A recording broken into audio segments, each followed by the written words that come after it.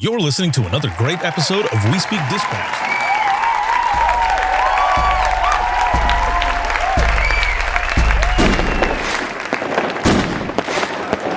Hey everybody, welcome back to another episode of We Speak Dispatch. It's actually a nice quick one because we're going to do a happy new year to all you out there. I know you're going to be getting ready to do the New Year's, and having worked in a comm center for many years, New Year's Eve, holy mackerel. It's what they called in California MEP, maximum enforcement period, which means every officer we have is out on the road doing whatever they got to do. So if you're going to be out there drinking and driving, good luck, because it's going to not be a pretty sight out there. So we had a lot of that going on out there. So Joe's joining us today for a quick little thing here. Joe, how's it going in your part of the world over there? Absolutely wonderful. We're still experiencing almost fall-like weather instead of winter, so it's been great, but I think we're going to get blasted by the cold. But a quick shout out to all the dispatchers that are working. I'll date myself. One of the New Year's where I rang in the New Year over the radio was the millennium when it clicked to 2000. Wow. All of the computers were supposed to go completely blank, and we didn't know what was going to happen. And I was holding my breath, and everybody was standing in there, the city manager, the mayor and everybody else. And they had me on the main channel for whatever reason that night. And I'll never forget it. So shout out to all the dispatchers ringing in the new year over the council. Happy New Year to you. You know, we had the same thing because they made all of the supervisors work graveyard that night because we thought something bad's going to happen. And I remember us out there, we're bringing in lanterns and stuff, trying to get ready. And it's like, it flipped and nothing happened. It's like, see ya, we're out of here. Yes. But it's just one of those things. Joe, what have you done at your place when you had New Year's when you were working? So it's always super eerie because so I'd go in at 10:45. So from because I worked midnights for my entire time. So from about 11:30 to 11:59, it was dead silent. There was nothing going on. Nothing. Like, it was dead silent. And as soon as midnight hit, the calls would come in. It was the eeriest thing ever. It was like dead, and then all of a sudden the calls would come in. It would be fireworks calls, fights, everything you can imagine. And you're just like, come on, people.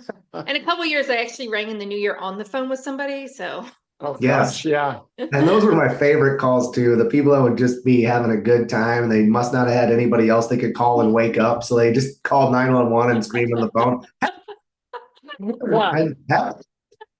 In fact, I have a picture of me answering phones on New Year's Eve and Jill sitting next to me. She came in to visit, and I'm talking to somebody on 911 right when it all happens, and they were not reporting anything about New Year's. They're reporting something domestic thing, but I'm like sitting on the phone, and everybody's like, "Happy New Year!" I'm like, I can't believe this. So we've had that. So you have any plans for New Year's, Joe?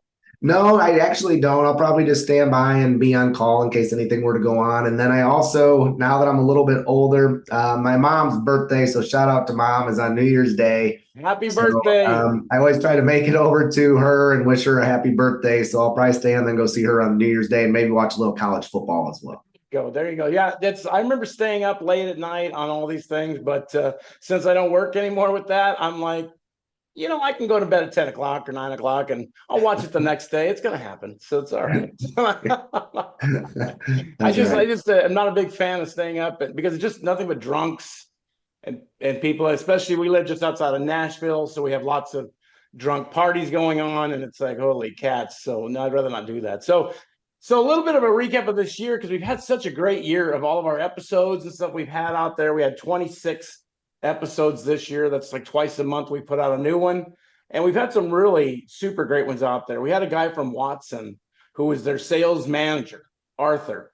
Man, that guy had such great stuff. We did 2 episodes with him because he talked about teamwork and some other stuff, and the guy could have been a guest like every week. He was so good with his messaging on how to do stuff like that. So that was kind of that I thought was a really good episode. Would you have a favorite one there, Joe? Yeah, one of the ones that I really enjoyed because I learned a lot from it was the real-time crime centers, because I think they're becoming more prevalent in 911 centers. And then that agency that we had on just a few months ago that talked about all the food contests that they did were just that was a good one too. Yeah, those guys were great, and what they're doing for morale in their comm center, absolutely incredible. So those 2 kind of stuck out. And then I got to give a shout out to my family and friends, that everybody got dressed up for the Kentucky Derby episode. That one was absolutely phenomenal how we did that one on the fly. So shout out to all of my crew at We Speak Dispatch for doing that. We need with to me go there as a group and do a live podcast from there. That'd be Oh great. gosh, that would would be be awesome. great. That'd be phenomenal. Maybe we'll figure out how to make that happen. We're not that far from Kentucky, so it's like we can actually jump up there pretty quickly. So, Joe, any Yes. episodes stuck out to you out there when you're doing stuff? I think my favorite episode of last year was Nugget, the emotional support skunk. Oh, God. Not only do I love his handler, Heather, but I also just love the idea that it's Nugget and he's a skunk and we got to meet him. So hopefully Doug inserts a picture somewhere. I will do that. I'll put his picture in here. We got to meet him in Idaho, I believe. And he's just the snuggliest he's absolutely adorable and I love him. So it was interesting learning about emotional support animals in the comm centers. And not just a dog, but like a wild skunk. So that was probably my most favorite. Well, it was a de-odored skunk, so Yes. didn't do his. I do remember getting that email from Jill and saying, this is our guest and we're going to talk about the animals. And they have a skunk. And I'm like, oh, skunk. Oh my goodness. I can't wait for this episode. We said the same thing. Wait, Nugget is the absolute most. Oh my God, I love Nugget. It's kind of like a cat. It looks Yeah. kind of like a cat, but it's super nice. So it's like kind of neat up there. Feels Well, like happy awesome. New Year to That was Nugget. awesome. So anyway, I just wanted to wish everybody a very happy new year. Make it a great day. If you're at work, thank you for what you're doing, the sacrifice you're making to stay there at work and do these things. And Joe, I'll let you close it out with our stats because I know we're doing really good on that. But I just tell everybody, please be careful out there. It's a very dangerous time. So make sure you're okay. Yeah, absolutely. We're on almost every podcast platform. Jill, who's on the podcast right now, she'll be the one you communicate with if you email us at wespeakdispatch@gmail.com to be a guest.